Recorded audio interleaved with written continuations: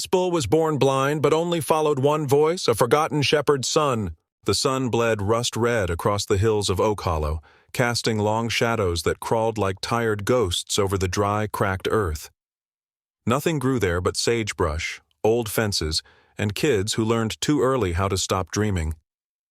Caleb Hayes, age 12, walked those hills alone, a wool cap pulled low over ears red from wind, his boots 2 sizes too big and patched with duct tape.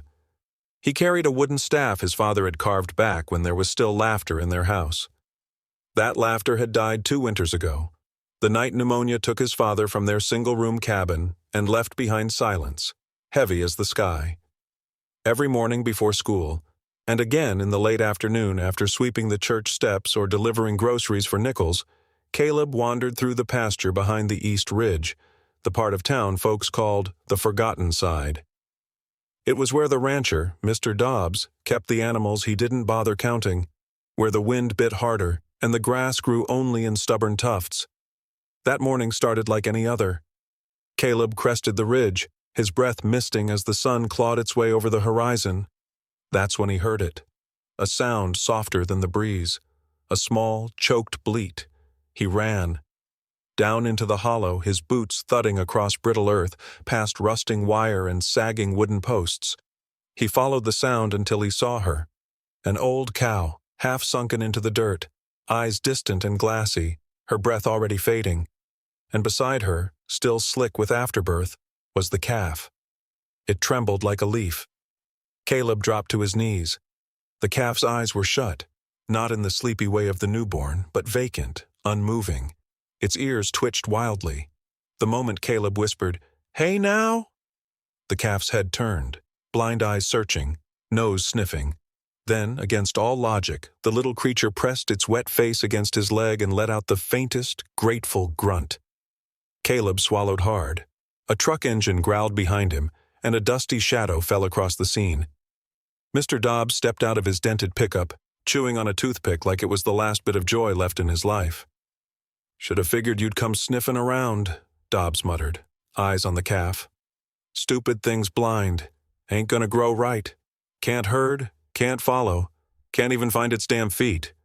Useless." Caleb looked up, his small frame casting no threat. "He's not useless," he said, voice quiet but steady. Dobbs snorted. "Let the coyotes take it. Save me feed." The rancher spat dust and walked off, boots crunching, the pickup door slamming like a judge's gavel. Caleb stayed. The calf hadn't moved, still pressed to him like a heartbeat it had chosen. Gently he whispered, "You're not going anywhere." He thought of David and Goliath, of the old stories his father used to read. "I'm calling you Gideon."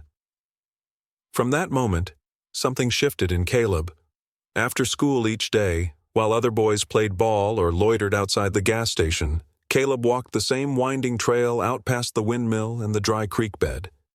He'd carry oats in a bucket, whispering and clucking his tongue the whole way.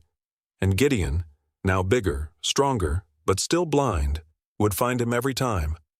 The bull knew his voice, only his voice. He could navigate thorny brush and shallow ditches just by hearing Caleb's soft calls. Once a ranch hand tried to corner Gideon for a vet check. The bull panicked, slammed into a post, and thrashed until Caleb ran in and spoke. Instantly Gideon calmed, breathing heavy, head turning toward the boy like a compass snapping north.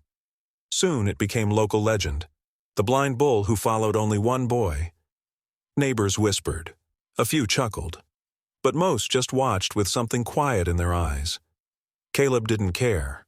For the first time in years, someone, or something, was listening to him, trusting him. They spent hours together. Caleb would sit in the pasture's middle, reading aloud from the old Bible his father left behind, or stories scribbled in pencil on yellow paper. Gideon would lay beside him, heavy body warm against the cold earth, listening.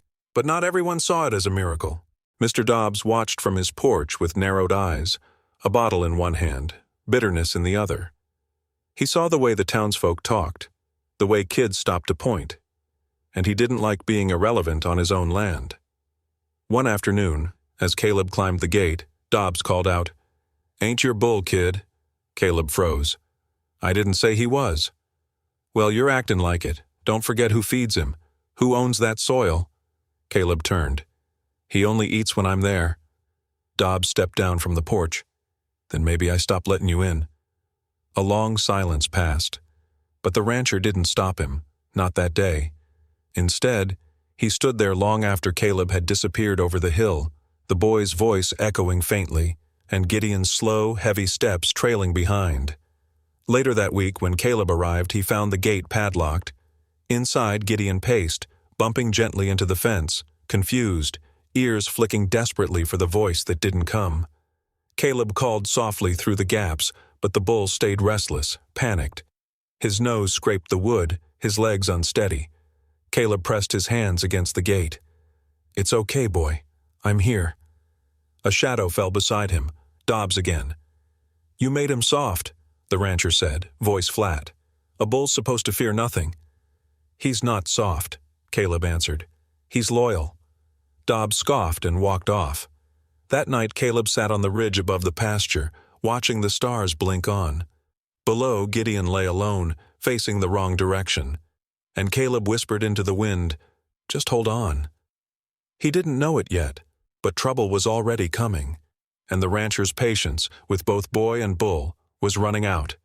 Gideon grew heavy and strong, muscle rolling beneath his dark hide like slow rivers under stone.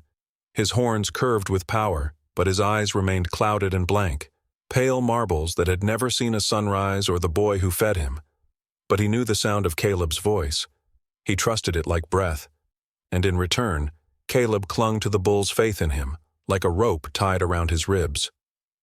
The bond deepened through each season. Spring brought thorny weeds and long hours of school, but Caleb still walked the pasture each day after class, practicing commands in a language only he and Gideon understood. A single click meant turn, two meant stop, a low whistle meant come, and when he simply said Gideon, the bull would tilt his head, flick his ears, and walk with steady steps toward the sound. No one else could get near him, not the hired ranch hands, not the vet, not even Dobbs. That patch of dying earth became a kind of sacred ground, where silence didn't mean loneliness, where neither eyes nor money nor bloodlines mattered, just voice and presence, just being seen, even by something that couldn't see. But the town didn't like strange things, and the sight of a blind bull moving like a soldier to a boy's whispered command unsettled them. At the corner store, men muttered behind cups of bitter coffee, "Ain't natural. That bull's cursed. Too attached. Dangerous." Dobbs heard every word, and every word festered. Then came the county fair. Caleb hadn't entered anything. He barely had lunch money, let alone a prize hog or polished boots. But Dobbs rolled up in his pickup with Gideon tied in the trailer like some backroom spectacle. The banner read, "The Blind Beast of Oak Hollow." Caleb spotted it from across the fairgrounds. Gideon's broad body trembling, ears wild, snorting in panic as strangers crowded close, laughing, pointing, snapping photos. Lights flashed, kids squealed, and the bull reared in confusion, slamming into the metal gate, a deep gash forming just above his brow. "Get back!" someone shouted. But it was Caleb who ran forward, ducking under the rope, ignoring the shouting adults. He stood in the dust, lifted both hands, and spoke. "Gideon, easy. I'm here." The crowd went silent. The bull turned, blood streaking his face, legs quivering, but still. He took a breath, one step, then another. Slowly, he made his way to Caleb and dropped his head against the boy's chest. Not a sound was heard but the wind. Dobbs marched over, face red. "What in hell do you think you're doing?" "He doesn't need all this," Caleb said, eyes steady. "He needs peace." "That bull's worth something now," Dobbs growled. "But you're not." The words stung, not because they were new, but because Caleb had almost believed them before Gideon came along. After that day, things changed. Dobbs didn't take Gideon to town again. He kept the bull in a pen behind his barn, chained at the gate and fed by a ranch hand who smelled like whiskey and threw buckets instead of speaking. Caleb wasn't allowed in. The padlock on the gate was new, and Gideon began to fade. He stopped eating, lay down too long, flinched at shadows. His ears drooped, his hooves cracked, and his ribs began to show under thick skin. Word got around, but no one cared enough to stop it. Caleb tried everything, Letters, calls, even standing outside Dobbs's porch with tears clinging to his voice. "Please," he said. "Let me just talk to him. 5 minutes." Dobbs didn't even open the screen door, just shouted through it, "He's mine, not yours." A week later, Caleb returned after school and saw nothing in the back field. No shadow moving, no scrape of hoof, just silence. Something in his chest cracked. That night, as stars blinked awake and coyotes howled in the hills, Caleb couldn't sleep. The wind felt wrong, heavy. Then, through his cracked bedroom window, he caught the faint flicker of headlights. Far across the ridge, past the church and the barbed fence line, 2 beams crawled across the pasture like snakes of light. And beneath it, the low grumble of a truck engine idling. He threw on his shoes, grabbed his coat, and ran barefoot down the trail. The night air sliced his lungs. Rocks tore at his soles. But he didn't stop. Not when he hit the dry creek. Not when thorns ripped his sleeves. Not when the fence tore a line across his cheek. He ran like he had never run before. As he crested the ridge, he dropped low, heart pounding. There, in the pale spill of headlights, stood Gideon. Weak, trembling, dragged by 2 men with rope and a cattle prod. "Easy now," one of them muttered. "Blind or not, that's still 200 pounds of meat." Dobbs leaned against the open trailer gate, chewing his toothpick. "Blind's still beef," he said with a shrug. "He won't feel a thing once the bolt hits." Caleb's breath caught. Meat. They weren't moving him to another pen. They were selling him to the slaughterhouse. Cash on the hoof, no paperwork, no questions. One of the men raised the product. Gideon bucked in pain, slamming into the trailer wall. Caleb stood. "No!" The men froze.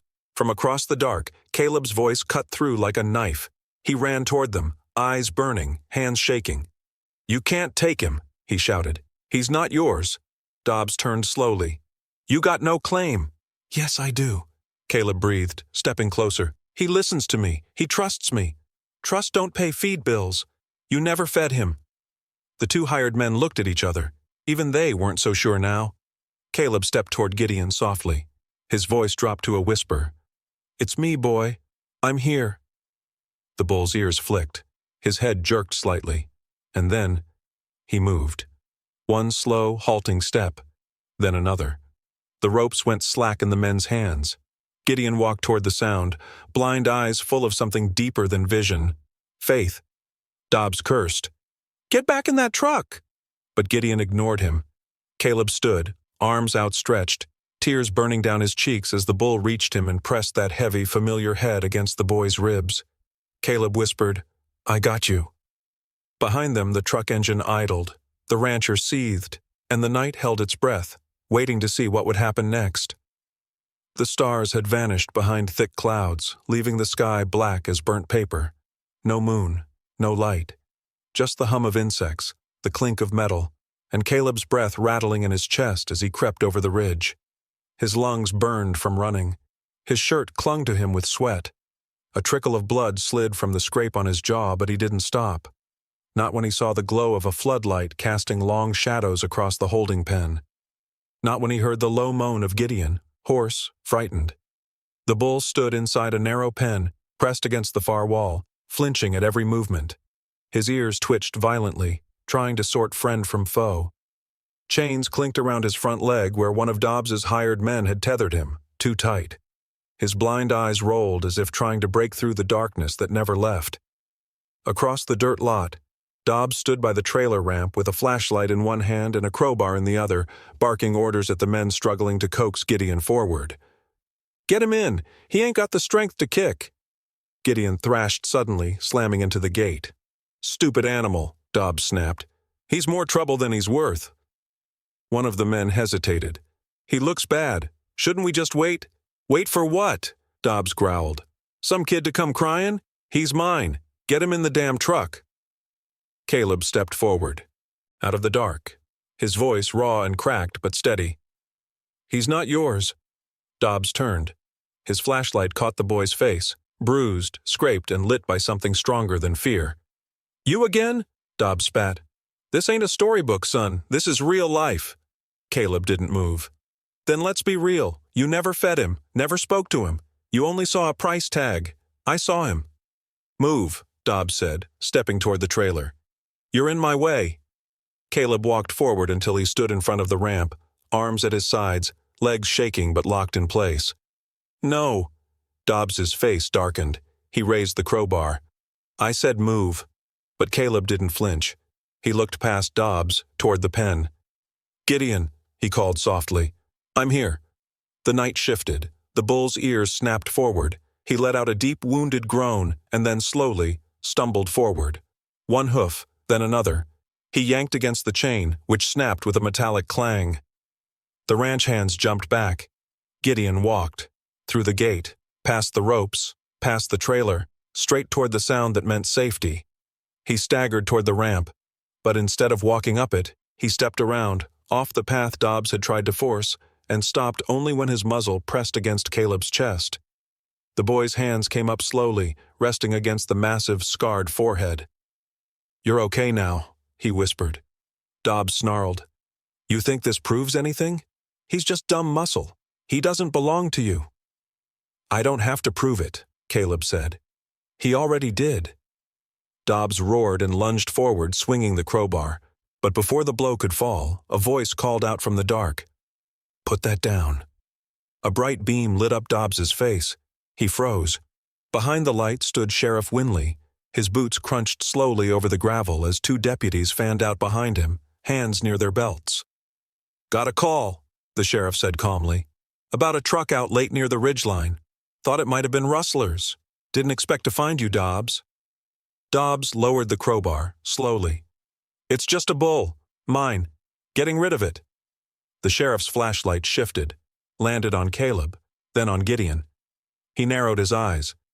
Looks like the boy disagrees. Caleb stood straight. Ask the bull. The sheriff blinked. What? Caleb took a breath. Ask him who raised him, who he listens to. For a beat, no one spoke, only the wind. Then Gideon moved. He stepped forward, not stumbling now but certain, placing his enormous body between Caleb and Dobbs. His muscles tightened. He pawed the ground. His nostrils flared. He could not see, but he could feel. And whatever was behind him, he was ready to protect it. Dobbs backed up slowly, heart pounding. You better call that thing off. I didn't tell him to do anything, Caleb said, barely above a whisper. He chose. The sheriff stepped closer, arms folded. As the deputies moved to open the gates, one of them whispered, He really listens to you, huh? Caleb looked down at Gideon, whose breathing had slowed, who now stood still and proud beside him, like a guard at the gates of something sacred. He doesn't just listen, Caleb said softly. He knows me. Behind them, Dobbs cursed and kicked at the dirt, but he didn't speak again. The sheriff's truck headlights lit up the road, casting long beams across the pasture. And in that light, for the first time, Caleb and Gideon stepped forward together, boy and bull. One blind, the other bruised, but both whole in a way the world couldn't understand. They didn't know what tomorrow would bring, but tonight, under a black sky, surrounded by men who once saw nothing in either of them, they stood unshaken. And they walked, together. Looks like that animal don't belong to you, Dobbs. Dobbs's voice cracked. It's just a dumb bull. Maybe. But even dumb bulls know who feeds 'em, who loves 'em. The sheriff glanced down at Gideon. And he ain't moved since he found this boy. Looks to me like that's ownership clearer than any brand. Dobbs's lip curled, but the fight had drained from his shoulders. The sheriff turned to Caleb. You all right, son? Caleb nodded, though his knees were buckling. The sheriff tipped his hat. Let's get him out of here. The pasture pulsed with tension. The stillness was unnatural, like the breath held between thunder and lightning. Dust swirled around boots and hooves, and the only sound was the distant clink of a halter chain swaying in the night wind. The sheriff took one step forward, the beam of his flashlight now lowered, his voice low, heavy with the weight of judgment and risk. Let the bull choose. Dobbs scoffed, sweat shining on his brow. His fingers twitched around the handle of his crowbar, but the sheriff's eyes held him back. Caleb, standing just a few feet from Gideon, took a slow breath. His throat was raw, his palms scraped open from the run, but his voice didn't tremble. Gideon, he called gently. Come on, boy. I'm right here." For a long second, Gideon didn't move. His broad frame stood frozen, muscles trembling beneath matted fur. He snorted, nostrils wide, ears twitching toward every sound, boots shifting, a gate creaking, the wind dragging dry leaves across gravel. His blind eyes turned toward nothing. Then he stepped, one hoof forward, then the other, toward Caleb. The bull's movements were cautious, faltering, but deliberate, as if his body remembered what his mind could not explain. Dobbs snapped, his face twisted in a flash of rage, his pride detonating into something primal. With a grunt, he lunged to the side, yanked the gate wide, and shouted, "Hey! Hey, you dumb beast!" The metal clanged. The noise cracked through the silence like a rifle shot. Gideon jerked, startled, disoriented. The bull spun wildly, shoulders bunching, hind legs kicking up dirt. His ears shot back, and in the confusion, he charged, not toward Caleb, not toward the voice he knew, but toward the sound that had ripped the night apart. "Watch out!" someone shouted. The sheriff dove sideways just in time. Dobbs tried to jump back, too late. Gideon's horn slammed into the rancher's thigh with bone-cracking force. The man screamed, a sound like a tearing sheet, and collapsed into the dirt as his leg bent the wrong way beneath him. Blood sprayed across the dry earth. Gideon, sensing the chaos, reared back in horror. He snorted, whined, a low, miserable sound, and stumbled back toward the pen. His body shook. He backed into the fence, flinching from everything, eyes wide but seeing nothing. Caleb ran to him. "Gideon, no, it's okay. It's okay. I'm here." He reached the bull just as Gideon sagged into him, sides heaving. The boy dropped to his knees beside him, resting his forehead against the bull's warm neck. His arms shook. His heart thudded painfully in his ribs. Behind them, Dobbs screamed curses between gasps of agony. Deputies rushed forward. One called for an ambulance. Another knelt to press a cloth against the wound, already dark with blood. But Caleb didn't look back. He stayed with Gideon. "I'm right here," he whispered over and over. "I've got you." The sirens came fast, flashing red and blue across the hills. Neighbors emerged from porches with jackets and questions. But no one touched the boy and the bull. They were left alone. 3 weeks later. The courtroom smelled like wood polish and old arguments. Its windows let in cold light, and the flag in the corner hung limp, unmoved by the heater's breath. Caleb stood straight in his Sunday shirt, second hand, 2 inches short at the cuffs. Beside him, holding a lead rope loosely between massive jaws, stood Gideon, brushed clean, stitched where needed, and calm. The scar on his brow was still healing. People whispered in the benches. At the front of the room, the judge adjusted her glasses and looked down at a folder full of paperwork, affidavits, and photos. She sighed and lifted her gaze to Caleb. "This is highly irregular," she said. "But considering the circumstances, I'm giving it a hearing." Dobbs wasn't there. He was still in a wheelchair. He had filed charges. Caleb's lawyer had countered with evidence of trespassing, cruelty to livestock, and negligence. The court ordered an investigation. What they found changed everything. The deed to the pasture, the one Dobbs claimed gave him ownership of Gideon, had expired over a year ago. Technically, the land had reverted to county property. The bull had never been branded. No vet records, no tags, no ownership paper. But one thing was clear. There was a boy, and there was a bull. And for 2 years, they had only ever known each other. "By rights," said the lawyer, a small woman with tired eyes but a proud voice, "this animal doesn't belong to the rancher. He was abandoned, raised by the boy, and by common law and moral logic, the boy has more claim than anyone." The judge leaned forward. "Do you have any witnesses?" Caleb looked up. "I do." He didn't point to a person. He turned to Gideon, whispered, "Gideon." The courtroom held its breath. The bull tilted his head, then, without hesitation, walked forward. Past the defense table, past the jury box, straight to Caleb, and stopped with a soft grunt, resting his great head against the boy's shoulder. Gasps echoed across the room. The judge smiled slightly, a rare thing in her line of work. "I think that answers it." The gavel came down. Ownership granted. Later. That afternoon, the bell above the feed store door rang as Caleb stepped inside, a folder under one arm and a bucket list of new responsibilities under the other. Behind him, Gideon waited tied up out front, drawing curious glances and slow smiles from those who passed. Caleb picked up a new halter, some oats, and a bag of salt licks. Mr. Harrell, the store owner, leaned across the counter with a knowing grin. "You'll need better boots if you're going to own a bull." Caleb nodded, shy but proud. "I'm saving up." Mr. Harrell pulled a box from under the counter. "These were your dad's. He left 'em here years back. Said you'd come for 'em when you were ready." Caleb opened the lid. A pair of worn leather boots, scuffed, real, waiting. He didn't say a word, just stepped into them. Outside, the wind tugged at Gideon's ears. Caleb walked to him, slid his fingers through the lead rope and whispered, "Let's go home." The bull lifted his head. Together they walked down the dusty road, man and beast, bruised but unbroken, toward land that once rejected them, now slowly learning what loyalty looked like. Not branded, not bought, but earned.